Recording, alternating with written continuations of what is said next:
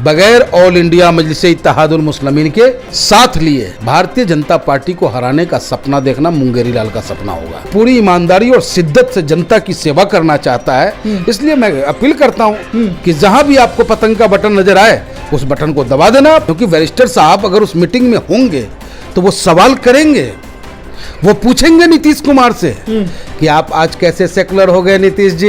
केजरीवाल जी से भी पूछा जाएगा कि जिस दिन दिल्ली जल रही थी उस दिन आप कहां थे केजरीवाल जी। तो बहुत सारे सवाल ऐसे हैं जिससे विपक्षी पार्टियां घबराती है और नहीं चाहता कि एक सच्चा नेता मंच पे आ जाए। राजस्थान की धरती पर मजलिस का परचम लहराएगा और मेरी शुभकामनाएं हैं कि आप जयपुर से विधायक बन करके आम जनों की आवाज मजबूती के साथ उठाने का काम करें।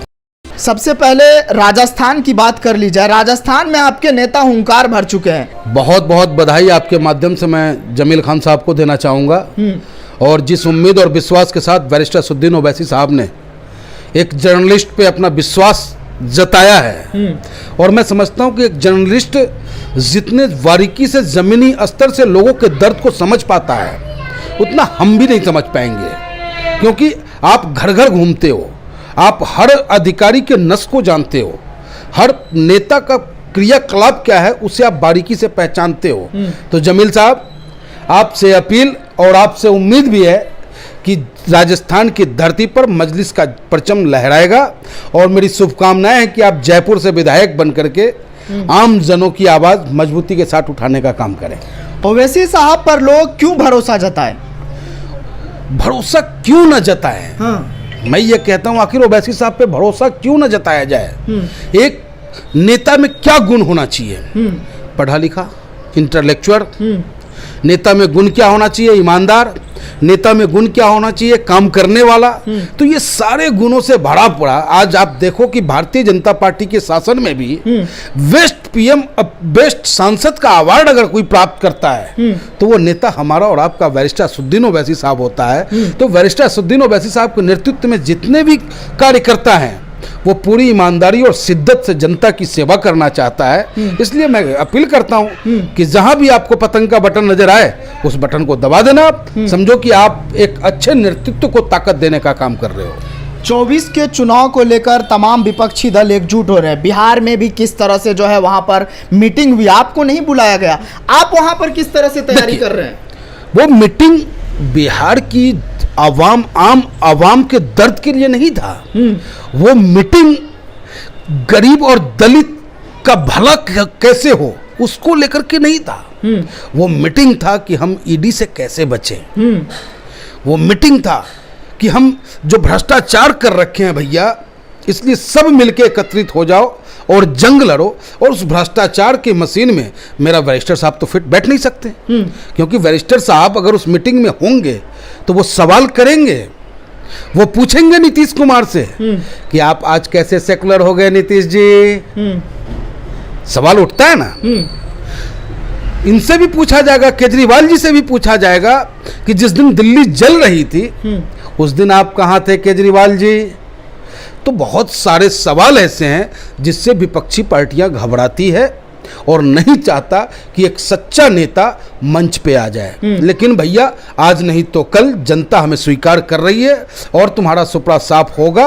अगर वाकई तुम्हारे अंदर नियत है हिंदुस्तान के आवाम को राहत दिलाने के लिए, नियत है कि महंगाई और बेरोजगारी भ्रष्टाचार को दूर करने के लिए तुम गठबंधन करना चाहते हो, तो मैं समझता हूं बगैर ऑल इंडिया मजलिस इत्तेहादुल मुस्लिमीन के साथ लिए भारतीय जनता पार्टी को हराने का सपना देखना मुंगेरी लाल का सपना होगा। अच्छा, लेकिन बिहार में लोग कह रहे हैं कि असदुद्दीन ओवैसी को शहाबुद्दीन जैसे बड़े लीडर, तस्लीमुद्दीन जैसे बड़े लीडर की आवश्यकता है। क्या ओसामा साहब को साथ लाएंगे? नहीं है। हाँ। ओसामा साहब को खुला दावत है। हाँ। और ओसामा साहब के साथ साथ उन तमाम नेताओं को मैं दावत देना चाहता हूं जो वाकई अपने स्वार्थ के लिए वो राजनीति ना करते हों, वो समाज के लिए, अपने कौम के लिए, अपने बिहार के उत्थान के लिए, जो आज बिहार शब्द आते ही लोग हे दृष्टि से देखने का कार्य करते हैं, अगर उसको दूर करना चाहते हैं वो नेता सिर्फ कुर्ता पजामा पहन करके ब्लॉक में अपनी नेतागिरी चमकाने के लिए जो राजनीति कर रहे हैं वो कौम का भला नहीं कर सकता, समाज का भला नहीं कर सकता, बिहार प्रदेश का भला नहीं कर सकता। इसलिए जिसके दिल में ललक है कि अपने समाज का हम उत्थान करेंगे तो आओ स्वागत है ऑल इंडिया मजलिस इत्तेहादुल मुस्लिमीन परिवार में बैरिस्टर असदुद्दीन ओवैसी साहब की छत्र छाया में पूरे हिंदुस्तान में परचम लहरा दो और मजलूमों के चेहरे पे मुस्कान ला दो। ऐसे कौन से लीडर होंगे मुस्लिमों को जिनको आप बुलाना चाह रहे हैं, दावत दे रहे हैं? इससे पहले भी आपने दिया है।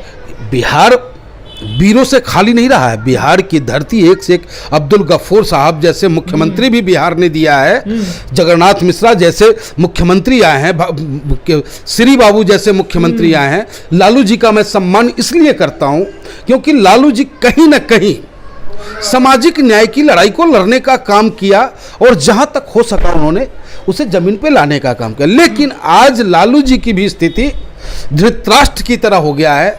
जैसे महाभारत काल में उसे धृतराष्ट्र को पता था कि उसका बेटा दुर्योधन सत्ता के काबिल नहीं है और धृतराष्ट्र को, युधिष्ठिर को वनवास और अपने बेटे को सत्ता दे करके पूरे हस्तिनापुर का विनाश करने का काम किया। वही हालात आज बिहार की है। तो लालू जी को तो मैं प्रणाम करता हूं, लेकिन इसका मतलब ये नहीं कि लालू जी का बेटा है तो वो सीएम हो। और अब्दुल वारिस सिद्दीकी जिसने अपने खून पसीने से राष्ट्रीय जनता दल को सींच करके इस मुकाम तक लाया, जब पार्टी विपक्ष में होगी तो विपक्ष का नेता होगा अब्दुल वारिस सिद्दीकी, जब पार्टी संघर्ष कर रही होगी तो प्रदेश का अध्यक्ष होगा अब्दुल वारिस सिद्दीकी। और कम से कम सीनियर सिटीजन का भी ख्याल तो रखा जाए। तो अब्दुल वारिस सिद्दीकी साहब, आपका मैं बड़ा सम्मान करता हूं। मैं आप में पूरा लोकतंत्र भी मैं देखता हूं। इनकी शादी जो है जयप्रकाश बाबू की बेटी से हो रखा है।